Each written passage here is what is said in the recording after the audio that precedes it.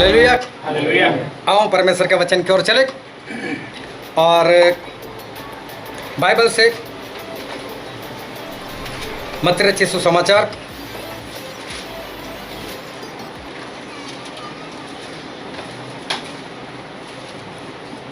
उसका 25वां अध्याय,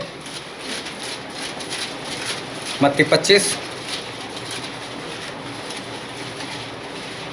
और हम पढ़ेंगे उसके पहले वचन से लेकर उसके 13 वचन तक।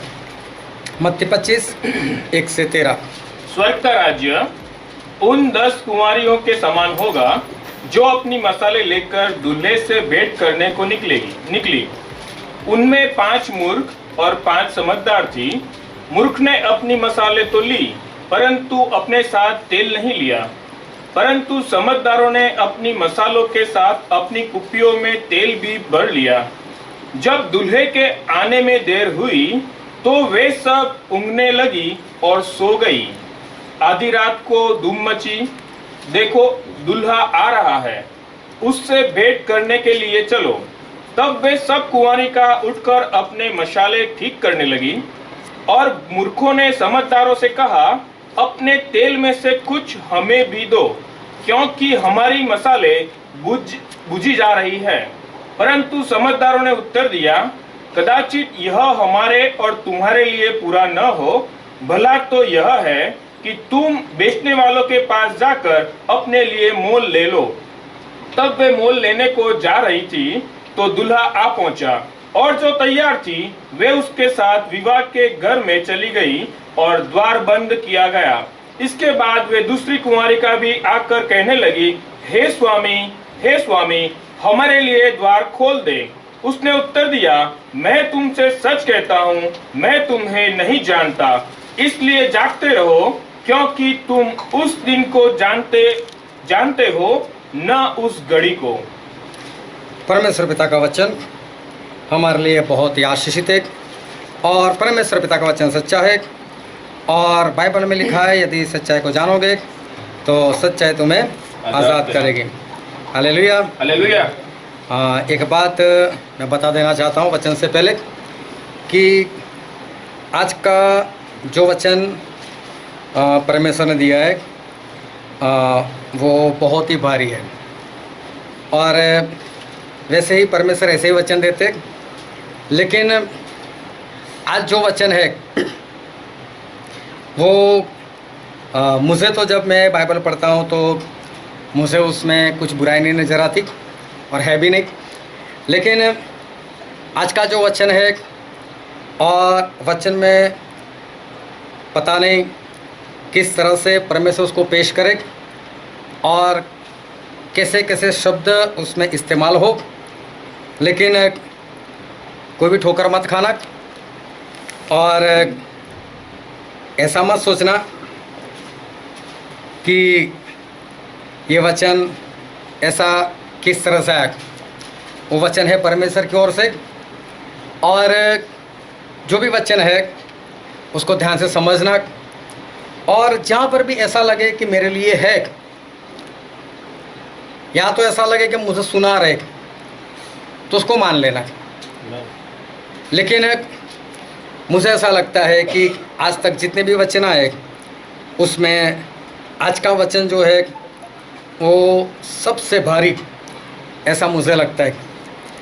हो सकता है सुनने के बाद आपको कुछ भी ना लगे, ऐसा भी हो सकता है, लेकिन मुझे ऐसा लगता है। इसलिए बहुत ध्यान से और शांति से और सिर्फ परमेश्वर की आवाज़ है इस तरह से इस वचन को सुनते रहना। जो वचन हमने पढ़ा वहाँ पर परमेश्वर ने एक दृष्टांत दिया है, और दृष्टांत ये है कि परमेश्वर के राज का दृष्टांत। और ऐसे बहुत सारे दृष्टांत प्रभु उसने दिए हुए जो स्वर्ग के राज्य को लेकर है। और ऐसी कई बातें हैं जो परमेश्वर ने स्वर्ग के राज्य को लेकर और इंसानों को आगे बढ़ाने के लिए, स्वर्ग के राज्य के लिए तैयार करने के लिए, ऐसी बातें जो है वो हमारे परमेश्वर ने बताई हुई है। जब प्रभु यीशु इस धरती पर थे तो हम सब जानते हैं कि वो तो मरने के लिए ही आए थे, उनको मरना ही था। लेकिन जब वो मरने का दिन आया, दर्दनाक मौत सहन करने का वक्त आया, तब प्रभु यीशु काफ़ी उदास थे, व्याकुल हो गए थे, और उन्होंने अपने खास चेले जो पतरस, यूहन्ना और याकूब थे, उनको अपने साथ लिया, और गेत्सेमाने नाम की जो जगह थी, जहाँ पर एक वाटिका बनाई हुई थी, बगीचा था, वहाँ पर प्रभु यीशु उनको लेकर गए, और काफ़ी दुखी उस वक्त प्रभु यीशु दिखाई दे रहे थे। और तब प्रभु यीशु ने ऐसा कहा कि आप लोग यहाँ पर ठहर कर मेरे लिए प्रार्थना करो।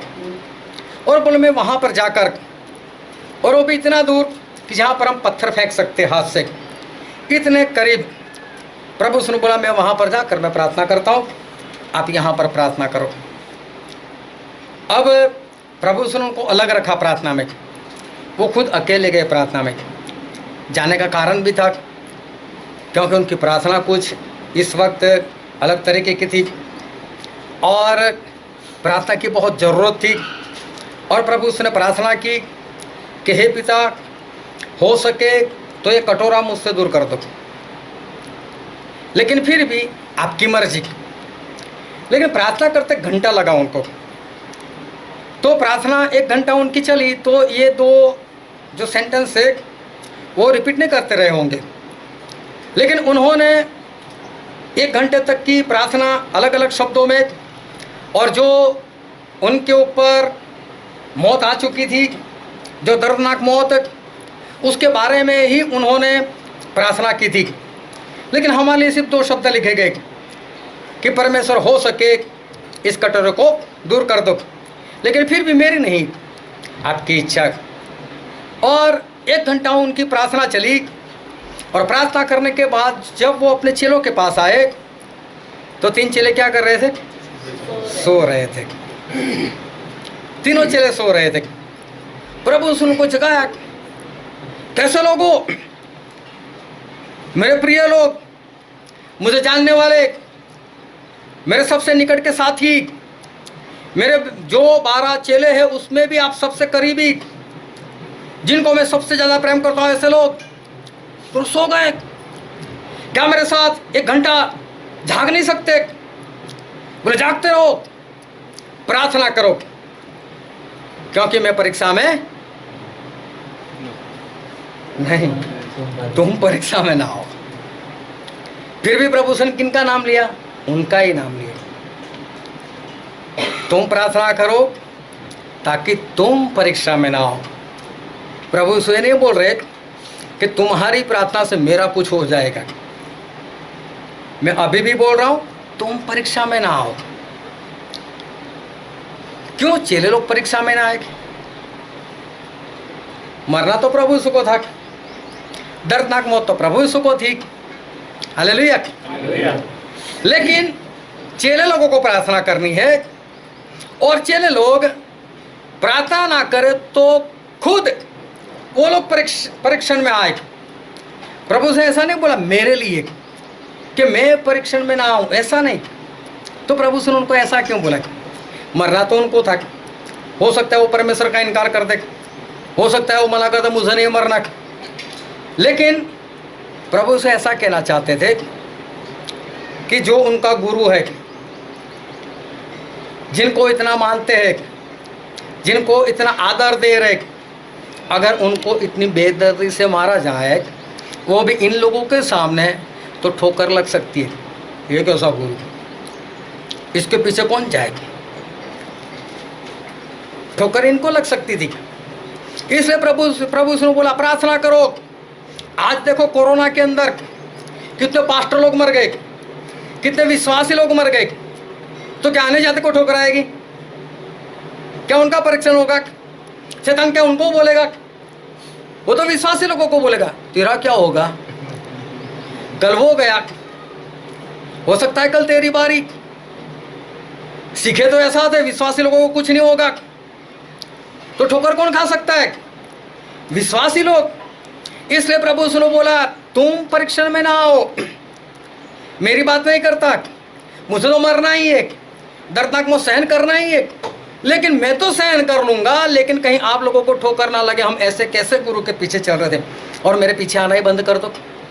मैं तो तीसरे दिन वापस जिंदा उठने वाला हूँ। हालेलुया। हालेलुया। ठाके नहीं, गंभीर बात है। प्रभु यीशु ने उनको डांटा, वापस चले गए।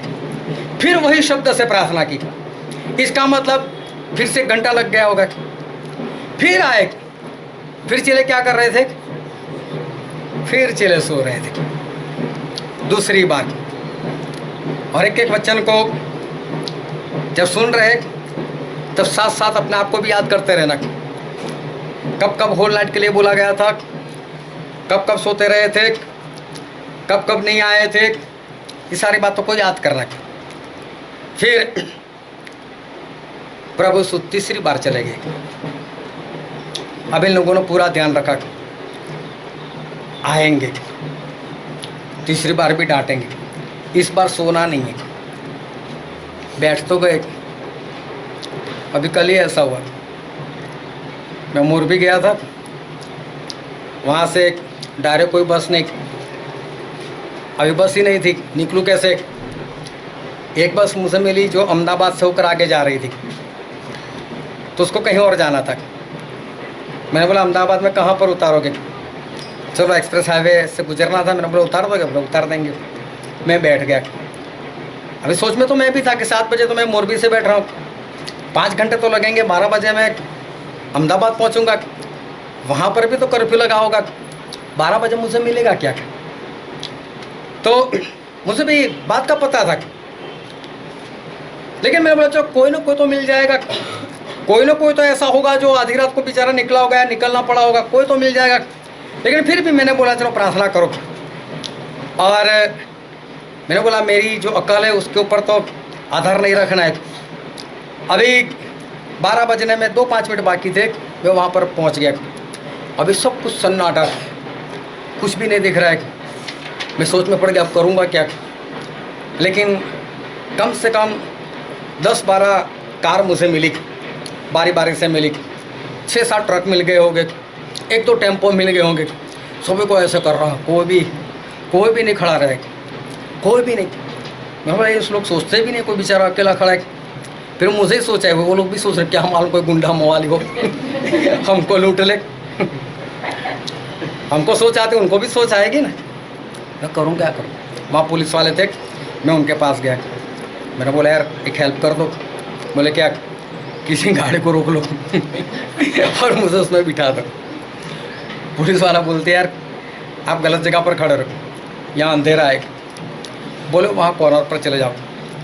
अभी अहमदाबाद मैं बरसों से जाता हूँ और मेरी सेवा की शुरुआत ही वहाँ से हुई थी, तो अहमदाबाद को मैं जानता हूँ। अहमदाबाद में किसी भी जगह पर आप कभी भी लूटे जा सकते हो।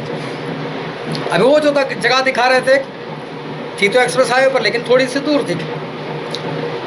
तो चलो मैं पुलिस वाले से निकल गया। मैंने बोला चलो देखते। तब एक कार वाला जो था वो वहाँ खड़ा ही रहा था, किसी के साथ बातें कर रहा था। मैंने उसको देखा। मैंने बोला बड़ौदा जा रहे हो? बोले हाँ। बैठ जाओ बोले। मैं तो बैठ गया उसके अंदर। अभी वो गाड़ी चला रहा है, मेरे पास जो टिकट थी वो टिकट मुझे यहाँ पर भेजनी थी।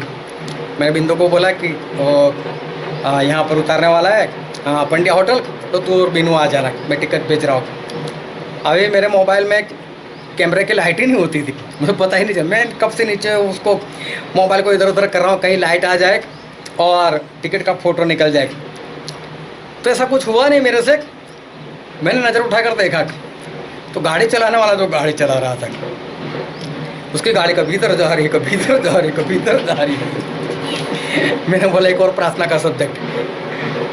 पंड्या होटल उतर गया, तब तक मेरी प्रार्थना चली। परमेश्वर प्रार्थना ये कैसे चला है? मैं उसको बोला नींद तो नहीं आ रही। बोला मेरा तो रोज का है। अभी वो स्टीयरिंग के ऊपर ऐसे हाथ रख रहा है, ऐसे चला रहा है, ऐसे नहीं पकड़ा है उसने, बस बिंदा से जा रहा है वो।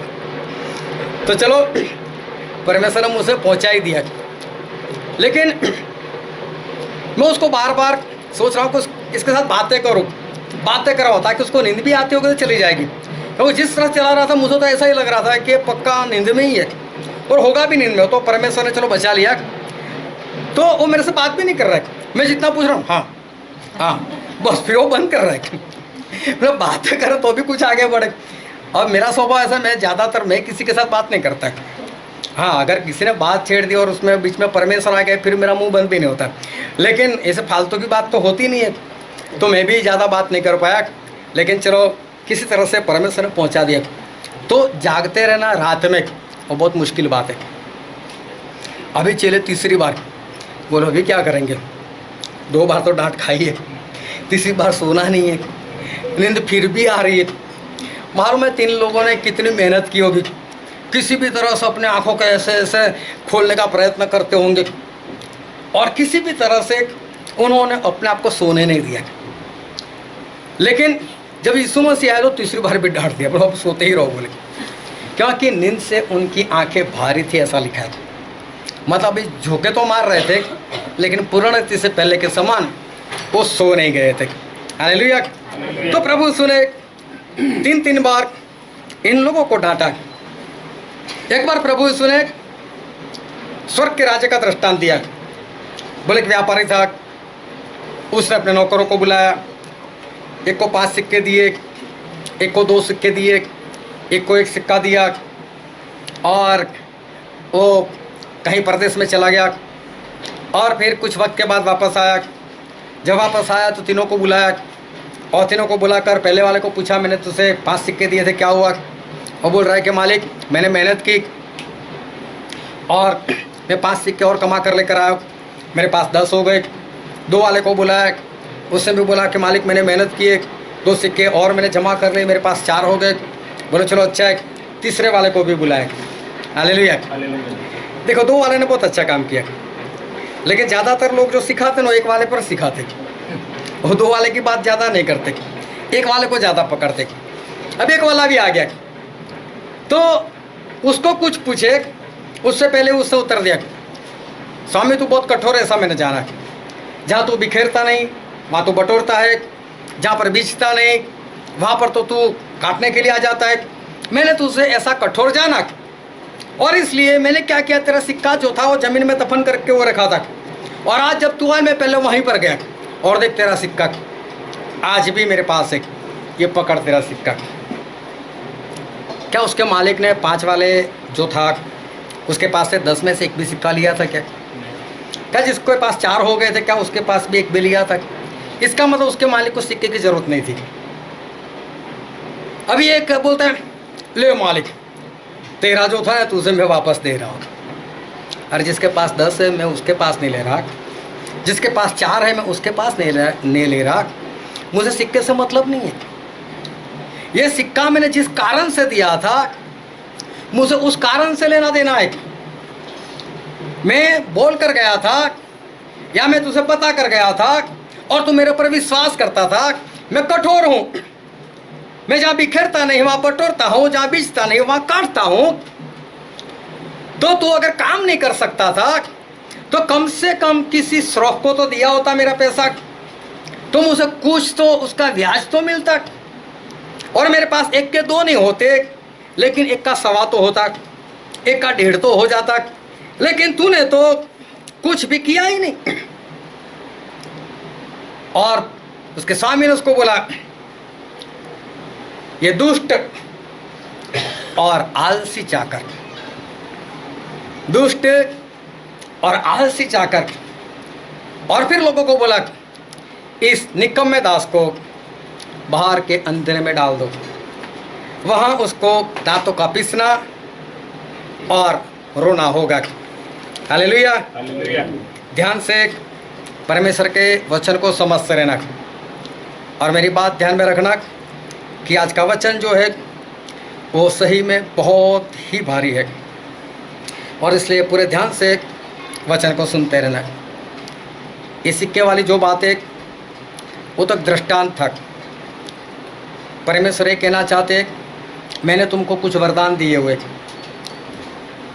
किसी को 5, किसी को 2, किसी को 1, किसी को सारे, मैंने कुछ वरदान दिए हुए। अगर आपको कोई एक लैंग्वेज सीखनी है तो आपको कितना वक्त जाएगा? एक भाई साहब मेरे पास आए, मुझे बोलता है आपकी गुजराती लैंग्वेज जो है ना, वो बहुत कठिन है, वो हम नहीं सीख सकते। मैं बोला क्या झूठ झूठ बोलते हो, हमारा तो छोटे छोटे बच्चे बोल देते। बोले तुम्हारे वहाँ के हैं तो बोलेंगे, हमारे वहाँ के बड़े बड़े नहीं बोल सकते। एक लैंग्वेज सीखने के लिए कुछ वक्त चाहिए, सिखाने वाला को उस्ताद चाहिए, लेकिन परमेश्वर ऐसा करते, हम सिर्फ प्रार्थना करते हैं और आपके अंदर एक लैंग्वेज आ जाती है और आप बोलने लग जाते हो। अगर वो लैंग्वेज वाला आपके सामने आ जाए, वो सोच में पड़ जाएगा, ये तो हमारी लैंग्वेज, और हम जिस तरह से बोलते उसी तरह बोल रहा है। तो जिस तरह से अंग्रेज लोग अंग्रेजी बोलेंगे, इंडिया वाले अंग्रेजी बोलेंगे, अफ्रीका वाले अंग्रेजी बोलेंगे, सभी में फर्क होगा। जब अंग्रेजी बोलता है टच, जब इंडियन बोलता है तो वो टच, और जब अफ्रीका वाला टच, शब्द एक है, लेकिन बोलने का तरीका अलग अलग। लेकिन अन्य भाषा हम उसी अंदाज में बोलते होंगे जहाँ की वो लैंग्वेज होगी। हमारे परमेश्वर ने हमें कितनी मेहनत के बाद दिया हो, थोड़ी भी तो नहीं। तो अन्य भाषा किसके लिए, कोई बता सकता है अन्य भाषा हमको किस लिए बोली चाहिए? आत्मिक उन्नति के लिए। और अगर कोई वचन की समझ ना मिलती हो और हमारे आत्मा को उसकी समझ की जरूरत हो तो परमेश्वर उसका अर्थ मतलब समझाए। चलो परमेश्वर उसका अर्थ बताते। और कोई बता सकता है कि अन्य भाषा जो है वो किस लिए? हाँ, बहुत फायदा होता है। नहीं, फायदा तो होता है। हमारे आत्मा को किस बात की जरूरत है उसके अनुसार वो प्रार्थना करेगा। हाँ, वो भी बात सही। और नहीं, अन्य भाषा बोलने से फायदा क्या होता है? मंडली की उन्नति होती है। मंडली की उन्नति नहीं होती। आपको आत्मविश्वास आशीर्वाद। हाँ, हमारा आत्मा परमेश्वर के आत्मा के साथ बात कर रहे हैं। अभी भी एक बात बाकी है। हाँ, खुद के लिए तो है, अविश्वासियों के लिए चिन्ह है। चलो चिन्ह भी है। और एक खास बात, अन्य भाषा बोलने वाला आत्मा में परमेश्वर के साथ भेद की बातें बोलता है। अभी जब यही नहीं मालूम, इसका दूसरा मतलब आज तक किसी ने भी अन्य भाषा से कोई भेद नहीं जाना है, मालूम ही नहीं है। तो सही बात है। जब पता ही नहीं हमको कि अन्य भाषा है क्यों। अन्य भाषा में हमारा आत्मा मर्म मतलब भेद की बातें परमेश्वर से पूछते हैं, और परमेश्वर वो भेद की बातें हमें हमारे आत्मा के अंदर वो प्रकट करते। तो बहुत ध्यान से समझना कि ऐसी बातें परमेश्वर हमको ऐसे चुटकी बजाते बस ले हमको दे देते। हमारे परमेश्वर कितने अच्छे। चंगाई का वरदान, किसी के लिए प्रार्थना की और काम हो गया। अभी हम कहीं पर गए और जहाँ पर गए थे उन्होंने मेरी पत्नी की तारीफ कर दी। बोले जैसे हम बोलते हैं ना, जैसे वो प्रार्थना करते हैं ना, उसी वक्त हमारी बीमारी दूर। तो मुझे तो आनंद आया कि चलो अच्छी बात है, जो भी है मेरे ही घर में है ना, तो सुनकर आनंद है। चंगाई का एक वरदान होता है। Hallelujah, hallelujah. सामर्थ के काम, उपदेश करने का दान, प्रार्थना का दान, भूते निकालने का वरदान, ऐसे बहुत सारे वरदान है। परमेश्वर ने किसी को 1 दिया है, किसी को 2 दिया है, किसी को 5 दिया है। लेकिन जो दृष्टांत है वो क्या कहना चाहता है? क्या 5 सिक्के के 10 सिक्के बनाने? क्या 5 वरदान के 10 वरदान बनाने हैं? क्या 2 वरदान के 4 वरदान बनाने? वरदान बढ़ेंगे कब हमारे अंदर? वरदान कब बढ़ते हैं? आपके पास 1 लाख रुपया पड़े, आपने उसको अपने घर में रखा, आपको ज़रूरत है हर रोज़ खर्च करने की। आप क्या करोगे? उसमें से निकालोगे, खाओगे, निकालोगे, खाओगे।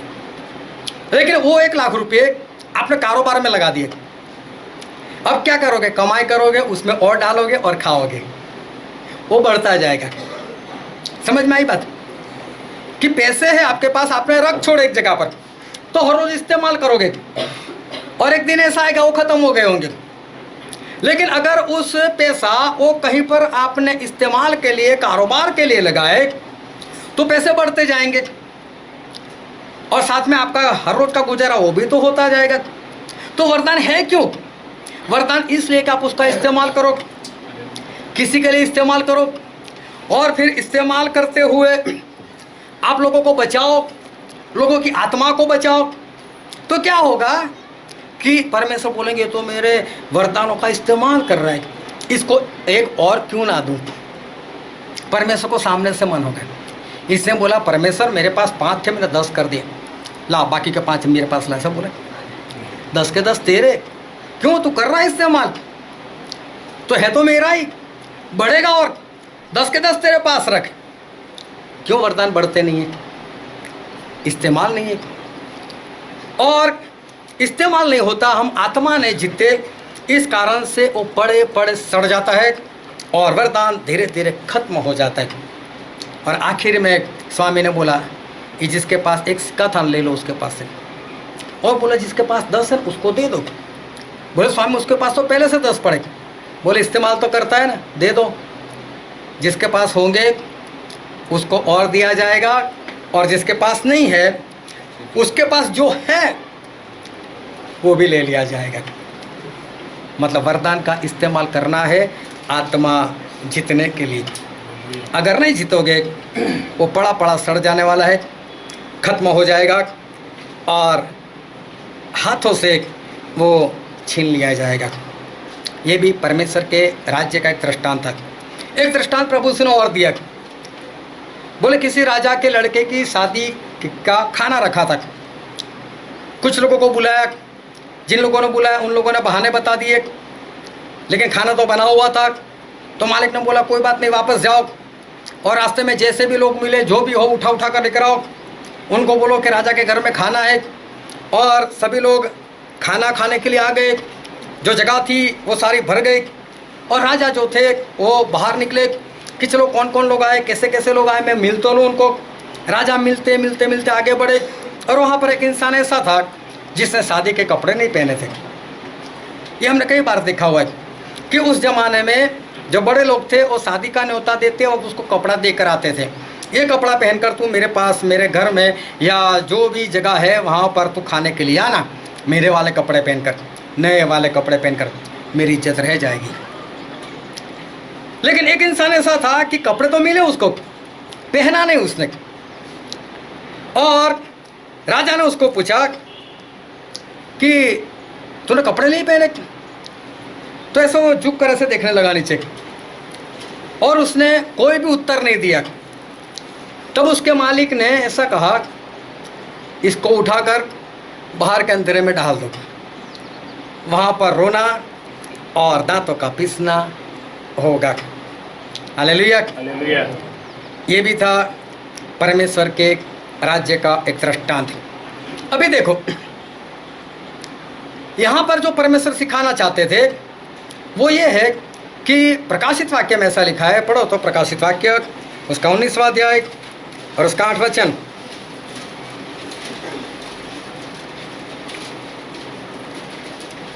उसको शुद्ध और चमकदार महीन मलमल पहनने का अधिकार दिया गया, क्योंकि उस महीन मलमल का अर्थ पवित्र लोगों के धर्म के काम है। हाँ, ये जो कपड़ा है वो तो इंसान की आज्ञाकारी दर्शाता है। ये आज्ञाकारी की बात थी। अब ये इंसान के अंदर आज्ञाकारी नहीं है, तो परमेश्वर और राजा बोल रहे इसको यहाँ से निकालो और उसको बाहर के अंधेरे में डाल दो। मतलब परमेश्वर के राज में वही जाएगा जिसने परमेश्वर के वचन की आज्ञाकारी की है। परमेश्वर के राज्य में वही जाएगा जिसने आत्मा जीते हुए है, वही परमेश्वर के राज्य में वो जा सकता है। फिर प्रभु सुने एक और दृष्टांत दिया कि स्वर्ग का राज कैसा है, और स्वर्ग के राज के बारे में परमेश्वर ने ऐसा बताया, प्रभु ने ऐसा कहा कि ये एक जाल के समान है। जाल को लोगों ने समुद्र में डाला और जब समुद्र में जाल को डाला तो जाल, ये समुद्र में जो जाल डालने वाली जो जाल होती है वो बड़ी होती है, उसको ऐसा नहीं कि डाला और निकाला, उसको डालकर कुछ वक्त तक वो लोग ऐसे ही छोड़ देते, फिर उसको धीरे धीरे उनको मालूम होता है कहाँ से पकड़ कर खींचना, फिर उसको खींच लेते। तो बोला परमेश्वर ने कि उसमें हर तरह की बातें उसमें आई, मतलब काफ़ी जीव जंतु उसके अंदर आ गए। अभी समुद्र में डाली थी तो समुद्र में रहने वाले जीव जंतु आए होंगे। उसमें एक तो केकड़ा होता है, केकड़ा को देखना, आगे उसके दो एक केंची के समान, मानो हाथ होंगे, पैर हो गया, मुँह होगा, मालूम नहीं, लेकिन तो केंची के समान होते हैं। अगर आपने उंगली भी डाल दी तो आपकी उंगली पूरी काट देंगे, ऐसे उनमें ताकत होती। 3 पैर इधर होते, 3 पैर इधर होते, और पैर ऐसे होते कि जैसे पैर इधर जाएंगे पैर, और इधर वाले पैर ऐसे होते जो इधर जाएंगे, लेकिन चलता है तो वो ऐसे चलता है। लेकिन जब हम उसका मुंह देखते हैं तो हमको ऐसा लगता है, अगर उसका मुंह हमारे सामने है तो हमको ऐसा लगेगा मेरे सामने ही आ रहे, और तभी चलते चलते टेढ़ा निकल जाता है वो, क्योंकि उसके पैर की बनावट कुछ ऐसी है। तो कई लोग ऐसे देखते हो तो है यीशु मसीह की तरह, एक शैतान बोलता है यहाँ पर आ जा, और टेढ़ा चलकर वहाँ पर चला जाता है वो। तो कुछ लोग ऐसे होते, एक शंख होता है जिसके अंदर एक जंतु होता है, और बाहर से वो बहुत मजबूत होता है। अगर समुद्र के किनारे जाओ, अगर उसके ऊपर आपने पैर में कुछ पहना नहीं, उसके ऊपर पैर पड़ गया तो हो सकता है आपके पैर को काट दे। लेकिन वो जंतु इतना डरपोक होता है कि अगर आपके पैरों की भी आहट आए तो चुपचाप खड़ा हो जाएगा और पूरा अंदर घुस जाएगा। बाहर से कई लोग हैं ऐसे विश्वास में बहुत मजबूत दिखाई देते, लेकिन थोड़ी सी एक आहट, थोड़ी सी एक बीमारी, या थोड़ी सी ऐसी कोई बात, प्रभु से कुछ करते ही नहीं है, छोड़, उनका विश्वास डगमगा जाता है। कुछ लोग ऐसे होते हैं, समुद्र में सांप भी होता है, वो तो हमको मालूम है पूरा जहरीला होता है, और जो सांप होता है ना, जब काटता है ना तो उसके डंस में कभी भी जहर नहीं होता है, लेकिन जहर की एक बैग उसके दांतों के पीछे रहती है, और जब वो ऐसे डसता है ना तब वो जहर अंदर से छोड़ता है, तब वो जहर अंदर जाता है। अभी एक औरत वो कैंची ढूंढ रही थी, उसके पति को बोल रही कैंची कहाँ, कैंची क्या है? बोले क्यों? बोल नहीं मिल रही, क्या कर रहा है? बोले कपड़ा काटना है। तो बोले जबान इस्तेमाल कर ले। बोले कितने लोगों को काट कर रख दिया आज तक। कई लोगों की जबान ऐसी होती जहर से पूरी भरी हुई, जबान में कुछ नहीं, बोलेंगे ही ऐसा कि सामने वाले को ऐसा लगेगा कि इसने मुझे किस तरह से और कौन सी बात बोल दी। कोरोना हुआ,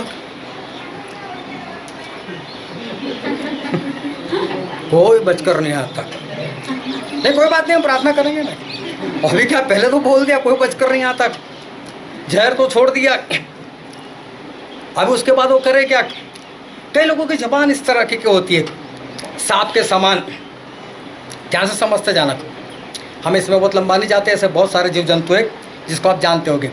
लेकिन जाल थी और समुद्र में थी, और एक बार पतरस के पास एक भी मछली नहीं आई थी, तो परमेश्वर ने बोला फिर से जाल डाल, गहरे जल में जाल डाल। तो क्या आई?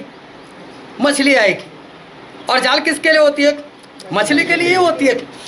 तो मछली के सिवा जितनी भी ऐसी बातें आई थी ना, उन सभी को निकाल कर फेंक दिया, लेकिन मछली को रखा। और मछली मतलब परमेश्वर के लोग, जो मछली समुद्र में रहती है, समुद्र पूरा नमक से भरा हुआ होता है, लेकिन फिर भी जब हम मछली बनाते तो हमको नमक डालने की ज़रूरत पड़ती है, क्योंकि मछली अपने अंदर नमक लेकर नहीं आती। इसी तरह से संसार जो है, जो पाप से भरा हुआ है, उसी में हमें जीवन जीना है, लेकिन इस तरह से जीवन जीना है कि पाप हमारे अंदर नहीं आना चाहिए। हमें मछली बनना है। तो जितने मछली है वो जाल में से निकाल कर स्वर्ग के राज में जाएंगे, बाकी के तो सारे जाल में है ही है, लेकिन उनको निकाल कर क्या कर दिया जाएगा? उनको बाहर के अंधेरे में उनको फेंक दिया जाएगा। तो हमें क्या बनना है? मछली बनना है। हालेलुया। पिछले दिनों में जब लॉकडाउन था तो प्रकाशित वाक्य जो है उसके ऊपर स्टडी की थी। और उसके 18 पार्ट जो है, तो कई लोगों ने मुझसे बातें की कि हम ये देखना चाहते, लेकिन मैं महीने के बाद भी मुझे ऐसा ही सुनने को मिला, देखना चाहते। और अभी कल मेरे किसी के साथ बात हुई, तो वो तो रखे हुए 6 महीने से ज़्यादा हो गया, तब पता चला कि अभी हमने देखना शुरू किया है।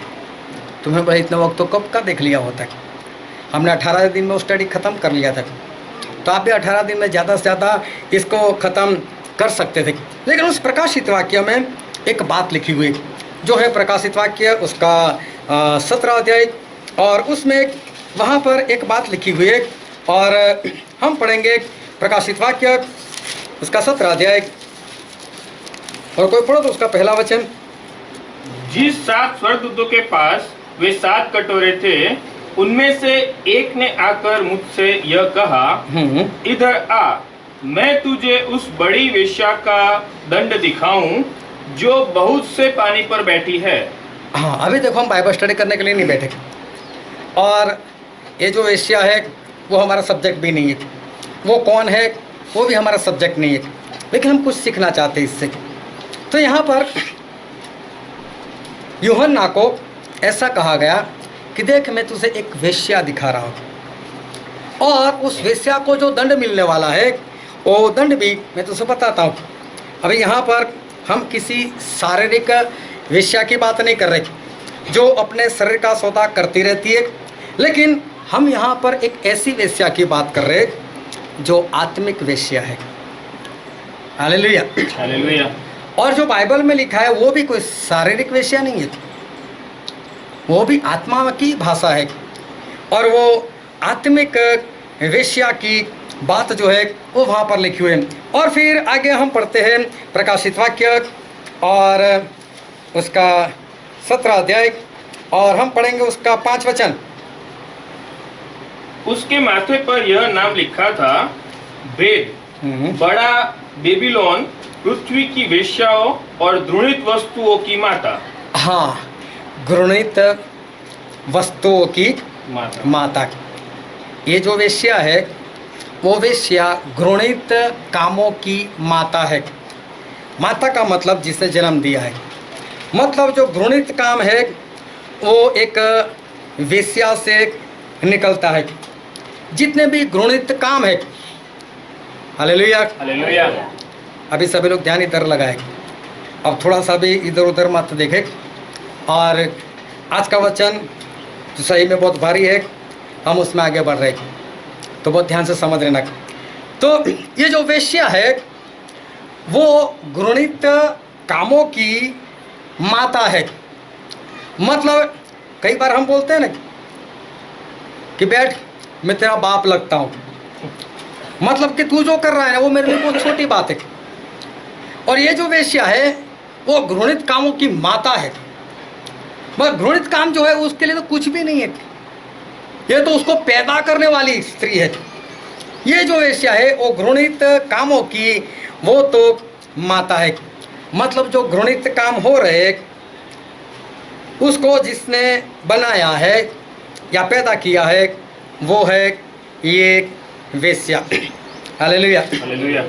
एक बार मुझे किसी शहर में जाना हुआ था, तो मैं उसके लिए प्रार्थना कर रहा था कि परमेश्वर मुझे वहाँ पर जाना है, मैं पहली बार जा रहा हूँ, तो परमेश्वर कुछ अचंभे की बात वहाँ पर बताओ कि मैं वहाँ पर जाहिर करूँ और लोगों का विश्वास आपके ऊपर बने। और तब ऐसा हुआ कि मुझे एक लड़की दिखाई दी जिसने शादी का जोड़ा पहना हुआ था और शादी के फुल कपड़े में वो बैठी हुई थी। और जो भी दुल्हन होती है उसके आसपास लोग उसको घेर कर शादी में लोग बैठे होते या खड़े होते, तो वो वहाँ से ऐसे कपड़ों में किसी और को देखकर वो इशारे कर रही, जबकि उसका पति तो उसके साथ में होने वाला, लेकिन ये किसी और को देखकर इशारे कर रही। तो मैंने बोला परमेश्वर दर्शन क्या कहना चाहता है, और परमेश्वर ने बताया कि कल तुझे जहाँ जाना है वहाँ पर एक लड़की है जिसकी शादी तय हो चुकी है, और शादी तय हो चुकने के बाद भी, डेट भी तय हो चुकने के बाद भी उसका रिश्ता किसी और पुरुष से है। अभी क्या हुआ कि किसी ने बीच में टांग अड़ाई और जो हमको लेकर जाने वाला था उसको भड़का दिया, इनको लेकर मत जाओ, मैं उससे अच्छा पास्टर हूँ। मुझे लेकर जाओ। अब वो लोग उनको लेकर चले गए। बीच में कुछ टाइम चला गया, वो लड़की उसकी जो इन्विटेशन कार्ड था छप चुका था, सभी को बांट चुके थे और उसकी शादी होने को थी, तभी वो लड़की किसी और के साथ भाग गई। बहुत बदनामी हो गई। अभी ये बात मुझे कुछ मालूम नहीं, लेकिन फिर से उन्हीं लोगों के साथ मेरा उसी जगह पर जाना हुआ। जब जाना हुआ तो मैं उस लड़की की माँ से मिला। अभी ये तो जो दर्शन हुआ मैं अकेला जानता हूँ और किसी को मालूम नहीं है, लेकिन उसकी माँ को देखकर मुझे लगा मैंने इसको कहीं पर देखा है, मैंने इसको कहीं पर देखा है, लेकिन मैं तो पहली बार आया, मैंने उसको कैसे देखा। तो वो मेरे साथ बात करे लेकिन मेरा ध्यान नहीं है उसकी बातों में। मैं ये सोच रहा हूँ मैंने इसको कहीं देखा है, कहीं देखा है। तभी वो विज़न मुझे याद आ गया, वो लड़की तो इसी के समान दिखती थी, लेकिन ये तो 45 के करीब हो गई और वो लड़की तो 20-22 की दिख रही थी। मुझे लगा ये इसकी लड़की होनी चाहिए। और परमेश्वर ने अगवा दी। मैंने बोला एक बात बताओ बोलो। मैंने बोला आपकी लड़की थी, वो दिखने में आपके समान दिखती है, उसकी शादी तय हो चुकी थी, सब कुछ हो चुका था और वो किसी और के साथ चली गई। बोले आपको कैसे मालूम? इसको बोलते हैं व्यभिचार। और वेश्या जो है यही काम करती है, उसका कोई पति नहीं होता। और इससे काम करने वाले को वेश्या कहते हैं। एक एक बात को बहुत ध्यान से समझना। हालेलुया। हालेलुया। ये वेश्या दिखाई दी जिसको ऐसा कहा गया घृणित काम करने वालों की माता। पढ़ो तो एक बार फिर से 5 वचन। उसके माथे पर यह नाम लिखा था, बेद, बड़ा बेबीलोन, पृथ्वी की वेश्याओं और घृणित वस्तुओं की माता। हाँ, वेश्या मतलब वो है जो घृणित काम करने वालों की माता है। कौन कौन से काम जो है वो घृणित है, यहाँ पर परमेश्वर की बात है। और ऐसे कुछ काम है जो परमेश्वर की निगाह में घृणित है। और हम बाइबल में एक वचन पढ़ते हैं, मत्ती उसका 26वां अध्याय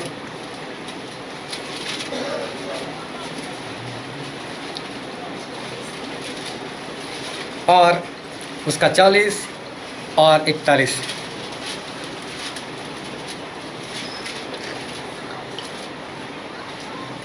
फिर उसने चेलों के पास आकर उन्हें सोते पाया और पतरस से कहा, क्या तुम मेरे साथ एक घड़ी भी न जाग सके?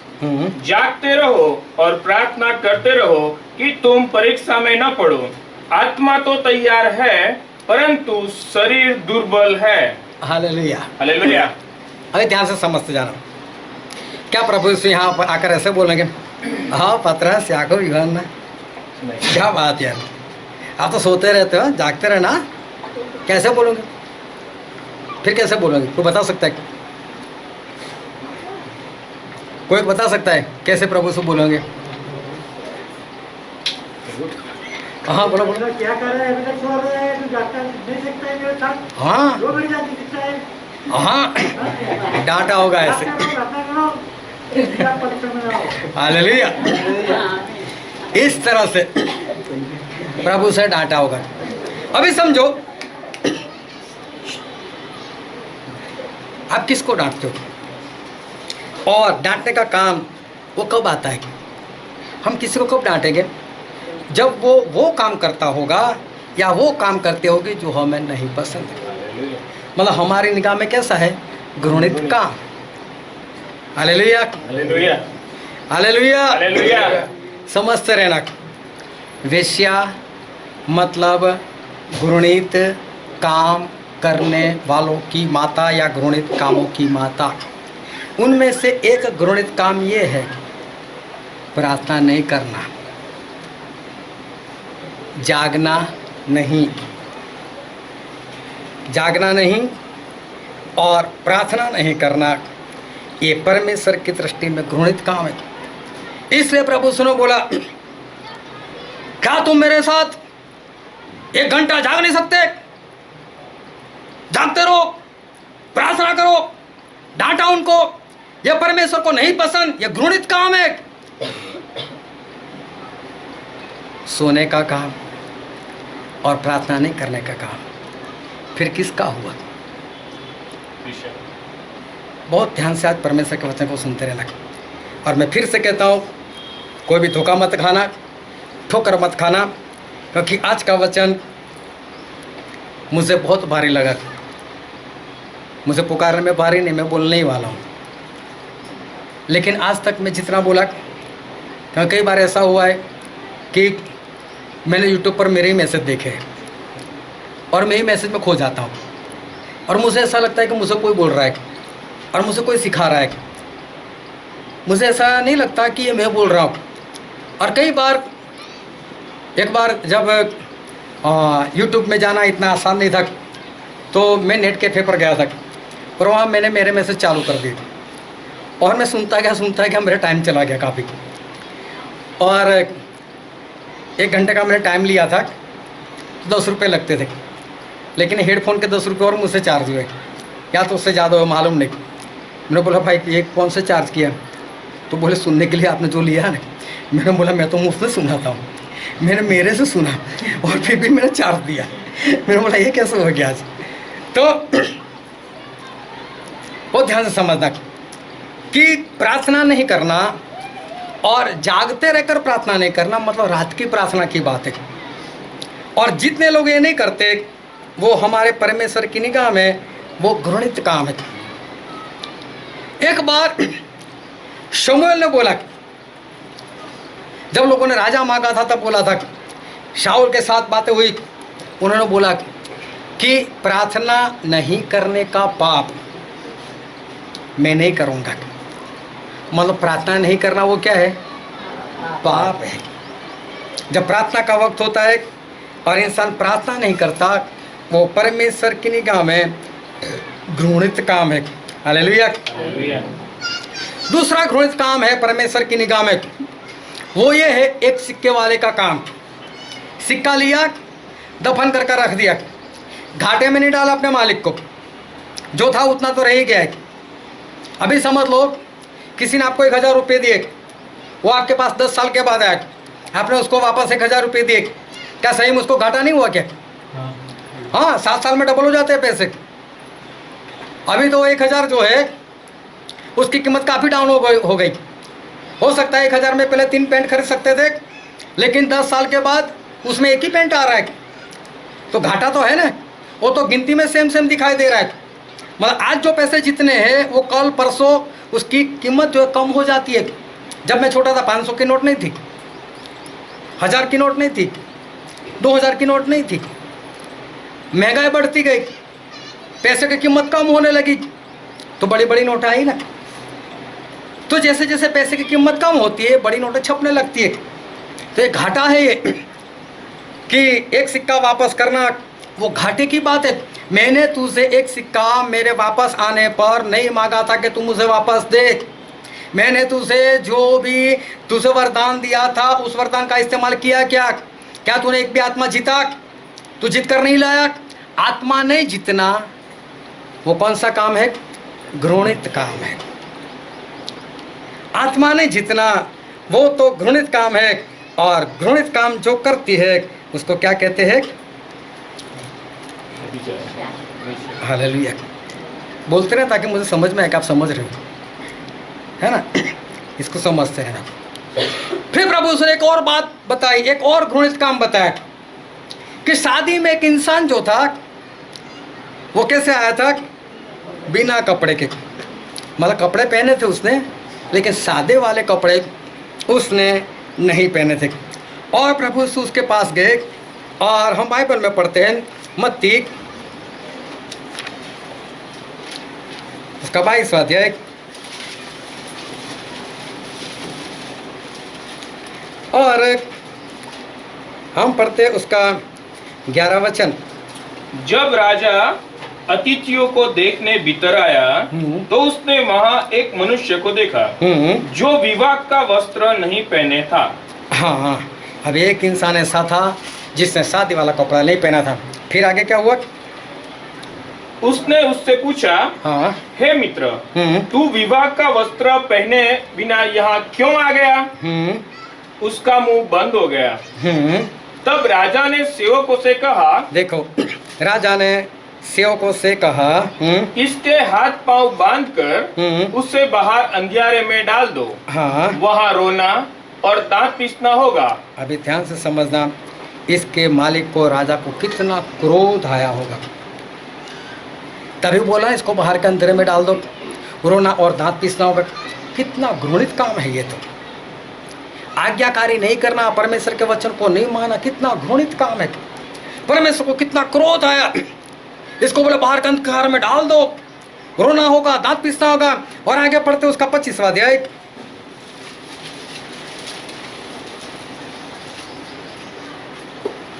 और उसका 26 वचन।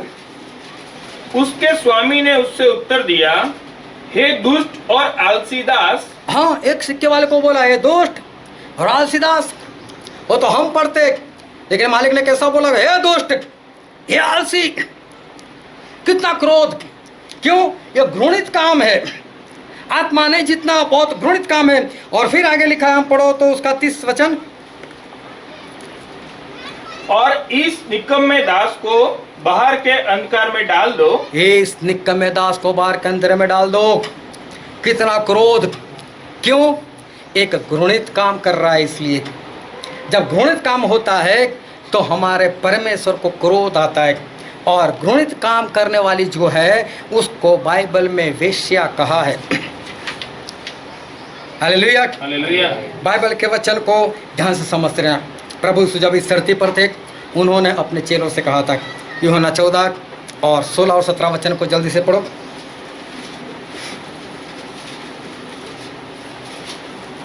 मैं पिता से विनती करूंगा और वह तुम्हें एक और सहायक देगा कि वह सर्वदा तुम्हारे साथ रहे। हाँ, अर्थात सत्य का आत्मा, जिसे संसार ग्रहण नहीं कर सकता, क्योंकि वह न उसे देखता है और न उसे जानता है। तुम उसे जानते हो क्योंकि वह तुम्हारे साथ रहता है और वह तुम में होगा। प्रभु ने कहा कि मैं पिता से विनती करूंगा और वो तुम्हें क्या देंगे? पवित्र आत्मा देंगे। अभी तुम्हारे लिए प्रभु यीशु जो स्वर्ग और नरक के मालिक है, वो किसी से विनती करे? वो किसी से विनती कर ऐसा कहे, इन लोगों को पवित्र आत्मा दो? क्या छोटी बात समझते हो?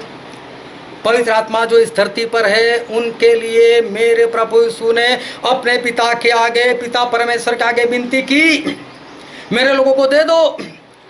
और पिता ने बोला कि नहीं दूंगा। ये क्या पवित्र लोग हैं? ये मेरा कहा हुआ नहीं मानते, मेरी आज्ञा को नहीं मानते। अरे तुझे क्रूस पर मार दिया, क्या मैं उनको पवित्र आत्मा दूं? और प्रभु से फिर नरमाई से बोला, पिता दे दो ना, मैं मेरा खून लेकर आया हूं, मेरे खून के खातिर दे दो ना इनको। हालेलुया। विनती की मेरे प्रभु से पवित्र आत्मा के लिए विनती की, तब पवित्र आत्मा हमारे लिए हमेशा के लिए भेज दिए गए।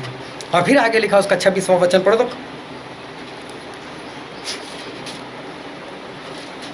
परंतु सहायक अर्थात पवित्र आत्मा, जिसे पिता मेरे नाम से भेजेगा, वह तुम्हें सब बातें सिखाएगा और जो कुछ मैंने तुमसे कहा है वह सब तुम्हें स्मरण कराएगा। जब पवित्र आत्मा आएंगे तो मैंने जो जो सिखाया वो तुम्हें सिखाएंगे। पवित्र आत्मा जब आएंगे, मैंने जो जो सिखाया वो तुम्हें स्मरण दिलाएंगे, तुम्हें याद करवाएंगे। आज कितने लोगों के पास पवित्र आत्मा ये काम करवा रहे, सिखाने का काम, याद दिलाने का काम, जिसके लिए प्रभु ने विनती की इनको दे दो। आज कितने लोगों के अंदर एक पवित्र आत्मा मौजूद है, जो बाइबल पढ़ते सीख जाते हैं, जो बाइबल का वचन जो पढ़ा है, कभी भी कहीं पर भी जरूरत होती है और उनको याद आ जाता है। कितने लोग ऐसे। फिर आगे पढ़ो उसका 15 अध्याय उसका 26 वचन। परंतु जब वह सहायक आएगा, जिसे मैं तुम्हारे पास पिता की ओर से भेजूंगा, अर्थात सत्य का आत्मा, जो पिता की ओर से निकलता है, तो वह मेरी गवाही देगा। वो मेरी गवाही देगा। पवित्र आत्मा का काम जो है वो तो हमारे अंदर रहकर वो गवाही देना काम है। कई बार वो तो अभी हमारे पास वक्त नहीं होता, इसलिए हम गवाही के लिए वक्त नहीं निकालते। लेकिन कोई भी अपने आप को धोखा मत देना कि आज तो वक्त नहीं है इसलिए मैं गवाही देने के लिए खड़ा नहीं रहता। जब वक्त होता था तब याद कर लेना कि कितने लोग होते थे जो खुशी से वो गवाही देते थे, क्योंकि पवित्र आत्मा का काम है। फिर आगे लिखा उसका 16वां अध्याय यूहन्ना 16 और उसका 13 वचन। परंतु जब वह अर्थात सत्य का आत्मा आएगा तो तुम्हें सब सत्य का मार्ग बताएगा, क्योंकि वह अपनी ओर से न कहेगा, परंतु जो कुछ सुनेगा वही कहेगा और आने वाली बातें तुम्हें बताएगा। देखो कितनी स्पष्ट बात। पवित्र आत्मा आएंगे, आपको सिखाएंगे। पवित्र आत्मा आएंगे, आपको याद दिलाएंगे। पवित्र आत्मा आएंगे, गवाही देंगे। पवित्र आत्मा आएंगे, सच्चाई में चलाएंगे। तो हमको करना क्या है? मेरे से ये नहीं होता, मेरे से आज्ञाकारी नहीं होती, मैं तो बिना कपड़े शादी में आ गया। अरे आज्ञाकारी नहीं क्यों होती? वो सारा काम तो पवित्र आत्मा कर रहे। हमें करना क्या है? ये सारे वचन जो हमने पढ़े उसके हिसाब से हमें तो कुछ करना ही नहीं है। हमें तो सिर्फ पवित्र आत्मा को इतना बोलना है, हाँ बस, और हमारे काम हो जाते। वो हमें सत्य में चलाते, बोलते देखिए सच्चा रास्ता जा, तो हमको बस जल्द चले जाना है उसके ऊपर। वो बोलते मैं गवाही दूंगा, तू सिर्फ खड़ा हो जा। हमें सिर्फ खड़ा होना है और आत्मा पुकारने लगता है। Hallelujah, hallelujah. पूरी आज्ञाकारी तो पवित्र आत्मा करवाते हैं। और फिर भी वो जो धर्म के काम के जो कपड़े हैं वो आज तक लोगों के शरीर के ऊपर दिखाई नहीं देते। और फिर इफिसी में लिखा है, इफिसी उसका 4वां अध्याय और उसका 30 वचन।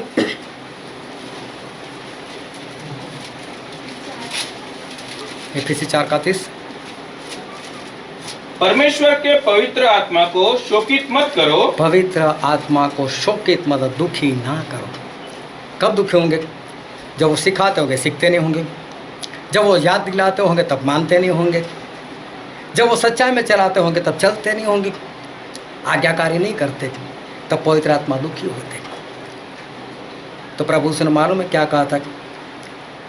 किसी के भी खिलाफ बोलो कोई बात नहीं, लेकिन पवित्र आत्मा के खिलाफ बोलोगे नहीं, इस बार भी नहीं, आने वाले दिन में भी नहीं, कभी भी आपको माफ़ नहीं किया जाएगा।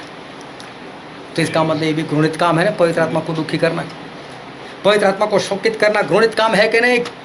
पवित्र आत्मा को जो लोग शोकित करते हैं, जो लोग दुखी करते हैं, वो काम किसका है फिर? वो तो वेश्या का काम है। Hallelujah, hallelujah. वो तो एक स्त्री का नहीं, एक वेश्या का वो काम है। प्रभु से ने कहा कि परमेश्वर का राज वो तो एक जाल के समान है। और फिर जब जाल को खींचकर बाहर लेकर आए, और तब बाइबल में ऐसा लिखा है, हम पढ़ लेते हैं मत्ती रचित सुसमाचार उसका 13वां अध्याय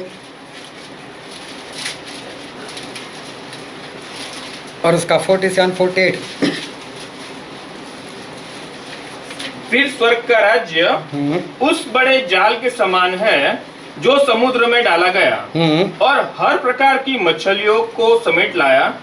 और जब जाल भर गया तो मच्छुओं उसको किनारे पर खींच लाए और बैठकर अच्छी अच्छी तो बर्तनों में इकट्ठा की और निकम्मी निकम्मी फेंक दी।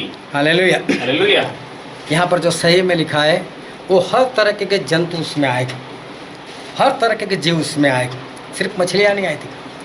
और जो मछली थी उनको रखा और बाकी निकम्मी थी उसको क्या कर दिया? फेंक दिया। अभी समझो पतरस की जगह पर, यूहन्ना की जगह पर, याकूब और अंद्रयास की जगह पर आप हो। अगर आपने जाल डाली और जाल डालने के बाद समझ लो 8-10 सांप आ गए, एक मगरमच्छ आ गया। अबे आप में उतनी ताकत है कि आप मगरमच्छ को भी उठाकर फेंक सकते हो, सांप को भी उठाकर फेंक सकते हो। तो आप क्या करोगे? सभी को उठाकर फेंक ही दोगे।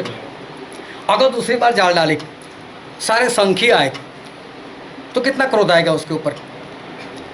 समझ में आ रही बात?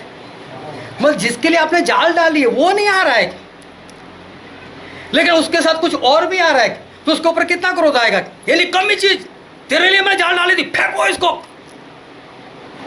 मतलब मछली के सिवा और किसी भी तरह का व्यवहार, बाहर से मजबूत दिखना विश्वास में, और फिर घर में से बैठ जाना, परमेश्वर की निगाह में घृणित काम केकड़े के समान प्रभु यीशु को देखो और शैतान की ओर चलो। घृणित काम, सांप की तरह डसोगे तो कुछ नहीं, लेकिन फिर अंदर से जहर छोड़ते हो, वो घृणित काम। और घृणित काम करने वाला है कौन? ये सारे घृणित काम जो है वो तो एक वेश्या करती है। अभी ध्यान से समझ तक प्रभु यीशु आ रहे हमको लेने के लिए, और प्रभु यीशु को बाइबल में मालूम है क्या कहा गया? वो क्या है? हमारे दुल्हा। और हम कौन है? उनकी दुल्हन। हालेलुया। हालेलुया। ये अच्छा याद है। प्रभु यीशु हमारे दुल्हा और हम उनकी दुल्हन है। तो एक मंडली जो है वो प्रभु यीशु की दुल्हन है, और प्रभु यीशु जो है वो हमारे दूल्हे राजा है। और बाइबल में एक पुस्तक में हम पढ़ते हैं, जो पुस्तक है होशिया प्रवक्ता का पुस्तक, और उसका पहला अध्याय, और पढ़ो उसका दूसरा वचन। जब यहोवा ने होशे के द्वारा पहल बातें की, तब उसने होशे से यह कहा, जाकर एक वेश्या को अपनी पत्नी बना ले और उसके कुकर्म के बच्चों को अपने बच्चे कर ले, क्योंकि यह देश यहोवा के पीछे चलना छोड़कर वेश्या का सा बहुत काम करता है। अभी ध्यान से समझना, होशिया एक भविष्यवक्ता और परमेश्वर उसके पास आए। ये होशी इधर आ, तो होशी तो खुश हो गया होगा, परमेश्वर ने बुलाया, परमेश्वर के पास गए। उसे बोलता है, प्रभु मैं हाजिर हूँ। बोले वेश्या को बुलाओ, उसके साथ शादी कर ले, और उसके जो बच्चे हुए तेरे अपने बना ले। आज एक शराबी को बोलोगे ना, वो भी वेश्या के साथ शादी करने के लिए नहीं तैयार होगा। कितना भी गुंडा मवाली होगा, उसको बोलो वेश्या के साथ, बोल मैं नहीं करता। और यहाँ परमेश्वर ने अपने दास को बोला, जा वेश्या के शादी कर ले। उसने सही में सच में कर ली शादी, तो शादी तो कर ली। फिर आगे हम पढ़ते हैं होशे का पुस्तक, उसका तीसरा अध्याय, और शुरू से ही पढ़ो। फिर यहोवा ने मुझसे कहा, अब जाकर एक ऐसी स्त्री से प्रीति कर जो व्यभिचारिणी होने पर भी अपने प्रिय की प्यारी हो, क्योंकि उस भांति यद्यपि इज़राइली पराये देवताओं की ओर फिरे और दाख की टिकियों से प्रीति रखते हैं, तो भी यहोवा उनसे प्रीति रखता है। पढ़ो पढ़ो आगे। तब मैंने एक स्त्री को चांदी के 15 टुकड़े और 1.5 होमेर जो देकर मोल लिया। मैंने उससे कहा, तू बहुत दिन तक मेरे लिए बैठी रहना, और न तो चिनाला करना और न किसी पुरुष की स्त्री हो जाना, और मैं भी तेरे लिए ऐसा ही रखूंगा। हाँ, अभी कोई ये 3 वचन गुजराती में पढ़ो तो 1 2 3 जल्दी से। યહોવાએ મને કહ્યું કે ફરીથી જા, ને જો કે ઇઝરાયલ પુત્રો અન્ય દેવો તરફ ફરી જાય છે, તે સૂકી દ્રાક્ષની બાટીઓના શોખીલા થાય છે, તેમ છતાં યહોવા તેના પર પ્રીતિ રાખે છે, તેવી જ રીતે તું તેના યારને પ્યારી તથા વ્યભિચારી સ્ત્રી પર પ્રીતિ કર। તે માટે 15 રૂપિયા અને 1.5 હોમેર જવ આપીને મેં પોતાની સાથે તેને વેચાતી લીધી। મેં તેને કહ્યું કે તું મારી સાથે ઘણી મુદત સુધી રહેજે, તું વ્યભિચાર કરીશ નહીં ને તું બીજા કોઈ પુરુષની સ્ત્રી થઈશ નહીં, હું પણ તારી સાથે એમ જ પડતી। हाँ, ये उसी की स्त्री थी, भाग गई थी वापस दूसरे के पास से खरीद कर लेकर आया हूँ। ये सिर्फ हमने इसलिए देखा कि वेश्या ऐसी होती है, वो एक के साथ नहीं टिक कर रहती। उसके पति ने उसके ऊपर दया कि उसके बच्चे अपने बना लिए, उसको प्रेम किया, फिर भी वापस भाग गई। फिर वापस उसके पास पैसे देकर खरीद कर लेकर आए। बोलो अभी ऐसा मत करना, मेरे साथ टिक कर रहना, मैं भी तेरे साथ ऐसे ही रहूँगा। वेश्या जो होती है एक जगह पर टिक कर वो नहीं रहती। अभी ध्यान से सारे परमेश्वर के वचन जो है उसको सुनते रहना, क्योंकि हमारे परमेश्वर हमको लेने के लिए आने वाले, और हमारे परमेश्वर वो दूल्हे राजा है और हम उनकी दुल्हन है। Hallelujah hallelujah. और किसी को मालूम है दूल्हा और दुल्हन जो है वो कैसे होते? दूल्हा दुल्हन मतलब अभी शादी नहीं हुई, लेकिन शादी तय हो गई होती है। अभी तो ज़माना एडवांस हो गया, अभी तो मोबाइल आ गया। दोनों छत के ऊपर चले जाते फिर 2-2 ढाई बजे तक नजर उठा कर देंगे, दिखता तो नहीं है उसकी छत कहीं और है। 2-2 ढाई बजे तक फिर भी दिल नहीं भरता। ऐसा लगता है कि चलो बात करते करे और भी बात जो है वो करते रहे। एक भाई साहब की तो कल शादी होने वाली थी लेकिन दुल्हन के हाथों में मेहंदी और भाई साहब ने फ़ोन कर दिया। अब वो फ़ोन कैसे उठाए, तो किसी को बोला उठा स्पीकर करो, वो बोलता है I love you. Hallelujah. Hallelujah. कोई बोल सकता है ये बात सच्ची है नहीं?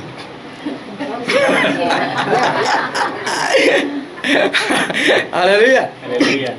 दूल्हा दुल्हन यहीं पर है ये दोनों जोड़े, तो इसको बोलते हैं दूल्हा दुल्हन। अगर मम्मी ने गलती से चाय का प्याला दी तो भी वो दिखेंगे। कितनी भी अच्छी बना कर दोगे तो पसंद नहीं आएगा, क्योंकि मन वहीं पर है। मुझे सच में बोलना, जिन लोगों की शादी हुई, क्या शादी के दिन पेट भर कर खाया था? मन ही नहीं होता है ना कब घर पर जाए। हालेलुया। हालेलुया। इसको बोलते हैं दूल्हा और दुल्हन। अभी शादी नहीं हुई, एक दूसरे से बहुत प्रेम होता है, एक दूसरे के बिना उनको कुछ दिखता ही नहीं है। दुल्हन कुछ भी बोले दूल्हा तैयार, दे दूंगा। दूल्हा कुछ भी बोले दुल्हन तैयार, हो जाएगा ऐसा, मैं कर दूंगी। अरे तेरी मम्मी, अरे मम्मी को छोड़ो, वो तो मैं देख लूँगी। पापा उसको भी छोड़ो, मैं कर लूँगी। लेकिन दोनों एक दूसरे के लिए मरने और मारने के लिए तैयार। इस तरह से एक दूल्हा और दुल्हन होते। और आज जो वचन में पढ़ा था, क्या वचन था आज? मत्ती 25 1 से 13। वहाँ पर भी यही बात है ना, एक दूल्हा और दुल्हन की बात है। वहाँ पर भी स्वर्ग का राज एक दुल्हन के समान। हालेलुया। हालेलुया। अभी बहुत ध्यान समझना, जब भी मैं प्रचार करता हूँ और मेरे जरिए जब परमेश्वर बोल रहे, सही में हंसने में बहुत ख्याल रखना है, वो हंसी बात में निकलती है।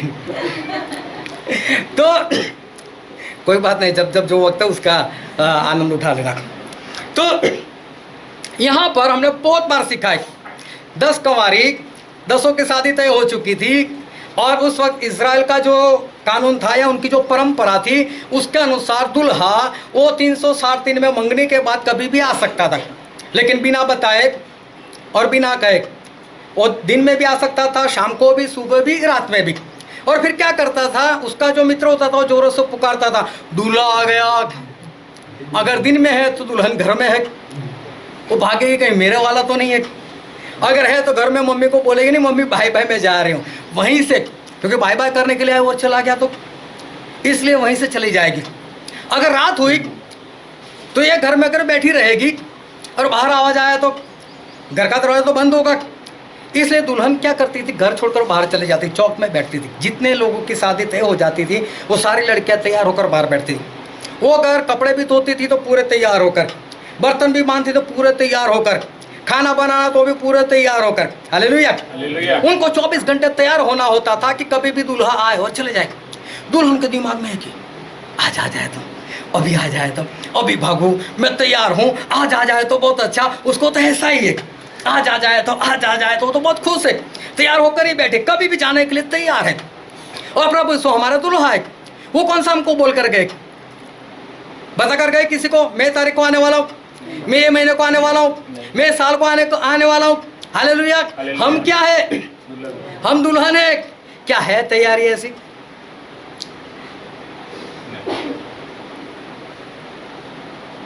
क्या अगर सही में दुल्हन है तो दूल्हे के प्रति इतना प्यार है? क्या सब कुछ छोड़कर, सारे कामों को छोड़कर, जो मेरे परमेश्वर को पसंद है, ऐसे सारे काम करने के लिए क्या आज की दुल्हन जो अपने आप को दुल्हन समझती है, क्या वो तैयार है? क्या वो परमेश्वर को मिलने के लिए, प्रभु के आगमन के लिए क्या वो तैयार है?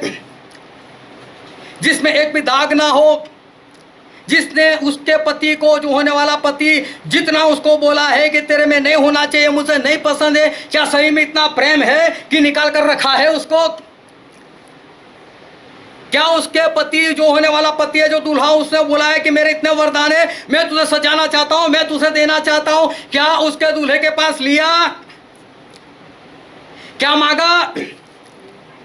क्या इतना प्रेम है? क्या दूल्हे का इतना इंतजार है? क्या खाने में, क्या बैठने में, क्या उठने में हर बार दूल्हा दिखाई देता है? क्या सही में जो दुल्हन होनी चाहिए वो दुल्हन आज ऐसी है कि नहीं? भजन संहिता में ऐसा लिखा है, हम बाइबल में पढ़ते हैं, पुराने नियम में उसका 42वां अध्याय, उसका पहला वचन, जैसे हरणी नदी के जल के लिए हाँफती है, वैसे ही हे परमेश्वर मैं तेरे लिए हाँफता हूँ। हालेलुया। हालेलुया। एक हिरनी होती है, वो हिरनी जब वो दूर दूर देखती है और जब उसको प्यास लगती है, तो गर्मी में क्या होता है, गर्मी में या जब सूरज होता है तब दूर दूर हमें ऐसा लगता है जैसे पानी है, सही में पानी नहीं होता। और हिरनी की प्यास होती है तो प्यास बुझाने के लिए वो भागती है, वो जैसे भागती है पानी उसके आगे भागता है, क्योंकि पानी सही में है नहीं, वो तो एक भ्रम सा है, वो तो एक इल्यूजन है। और वो भागते रहती है, भागते रहती है, भागते, जहां पानी दूर दूर दिखाई देता है भागते रहती है, भागती रहती है, और फिर आखिर में अपने होश गंवाकर वो बेहोश हो जाती है। लेकिन तब वो हाँफ रही होती है, दिमाग उसका पूरा खत्म, मर जाती। जिस तरह से एक हिरनी की प्यास के लिए जो तलब होती है, एक दुल्हन होती है ना, वो अपने दुल्हे के लिए ऐसी तलबगार होती है। जिसकी मंगनी तय हो गई होती है, वो है दुल्हन। और जो दुल्हन होती है वो अपने दूल्हे के लिए पूर्ण रीति से सजने और संवरने के लिए पूर्ण रीति से तैयार रहती है।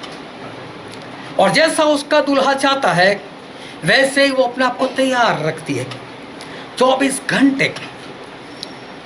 लेकिन जिसकी मंगनी तय हो चुकी है, मैंने किसी की बात बताई, उसकी शादी होने वाली थी, लेकिन किसी को इशारा कर रही थी, वो तो व्यभिचार में थी। जो होने वाला पति था उसको छोड़कर किसी और के साथ शादी करना चाहती थी वो तो। जिसका दूल्हा प्रभु यीशु है, लेकिन जो दूल्हे का कहा हुआ नहीं करती और जिसकी निगाह है किसी और जगह पर है, हम उसको क्या कहेंगे? सारे एक साथ बोलो, उसको क्या कहेंगे? वेश्या। हमारे दूल्हे को क्या पसंद है? जागते रहो, प्रार्थना करो। शैतान क्या चाहता है? सोते रहो, प्रार्थना ना करो, ताकि परीक्षा में पढ़ो, नरक में मेरे साथ आओ। और उसका जो कहा करता है शादी यहाँ तय है, करना इसका कहा हुआ। कौन है वो जो प्रार्थना नहीं कर सकती? वो कौन है जिससे शादी के कपड़े नहीं पहने? कौन है वो जो आज्ञाकारी नहीं करती? कौन है वो? मालूम है वेश्या का मतलब क्या होता है? वेश्या सही में तो लोग जाहिर में बोलने से भी कतराते कि ऐसा शब्द मैं बोलूं क्यों? बोलना पड़ता है, जब परमेश्वर का वचन है तो बोलना पड़ता है। लेकिन जाहिर में कोई इस तरह से बात नहीं करता वेश्या बोलकर। जितने मेरे प्रभु को घृणित काम है उसमें से एक भी काम अगर किसी में है, वो प्रभु की दुल्हन नहीं है। और प्रभु सुख किसको लेने के लिए आने वाले? वेश्या के लिए दरवाजे बंद है। कितना भी खड़काएगी, खोलेगा? बाप बोलेगा मेरे घर में वेश्या हटा ना चले, तो बेटे को भी मालूम है ना नहीं हो सकता ऐसा। आज हमको तय करना है, जितने भी घृणित काम दिखाई दिए उससे हमें अपने आप को जांचना है। मैं कौन हूँ, एक दुल्हन या आओ हम हमारे आंखों को बंद करें, हमारे मस्तकों को प्रभु से आगे चुका है, जो राजाओं के राजा है, जो प्रभु के प्रभु है, जो हमसे बहुत प्रेम करते हैं। मेरे प्रियो, वचन चाहे कितना भी कड़वा हो, लेकिन इन आखिरी दिनों में क्या आपको नहीं लगता कि इतने लोग मरे जा रहे हैं? मुझे प्रार्थना करनी चाहिए, मुझे जागना चाहिए। कौन ये काम नहीं करेगा? कौन ऐसा होगा जो शादी के जोड़ा नहीं पहनेगा? कौन ऐसा होगा जो आत्मा नहीं जीतेगा? कौन ऐसा होगा जो मछली के समान नहीं है? मेरे प्रियो, प्रभु ने हमको दुल्हन बनाया है। हम दुल्हन बने, वेश्या ना बने। हमें वेश्या नहीं बनना है, हमें दुल्हन बनना है। हमारा एक ही पति है, हम दूसरे की ना सुने, हम दूसरे की ना सुने। ये वचन समझने के लिए, ग्रहण करने के लिए, उसके अनुसार चलने के लिए प्रभु की कृपा हम सभी पर होने पाए। Thank you ji.